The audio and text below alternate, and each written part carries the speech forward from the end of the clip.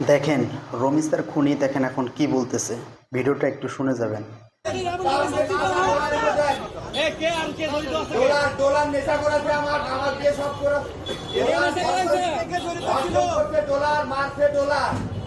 আমি রাস্তা গুম করতে চাইছিলাম কিন্তু আমি পারি নাই।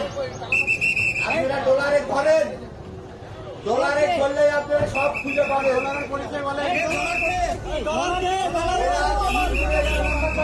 এখন নিজে বাঁচার জন্য রমিজাকে খুন করে এখন ডলারকে দোষ দিতেছে। এভাবে বাংলাদেশে আর কতদিন চলবে? কত রমিজা ধর্ষিত হচ্ছে এবং ধর্ষণ করে মারতেছে।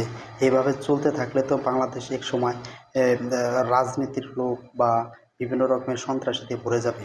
তো আমরা একটা কথাই বলবো যে রমিজার ধর্ষণকারী বা তাকে যে হত্যা করছে তার বিচার চাই, সঠিক বিচার চাই এবং সেসব দোষীকে অবশ্যই ফাঁসির আদালতে বা ফাঁসিতে ঝুলাতে হবে। তাহলে মনে করেন যে দেশ ঠিক থাকবে। ওকে, সবাই ভালো থাকবেন। আসসালামু আলাইকুম।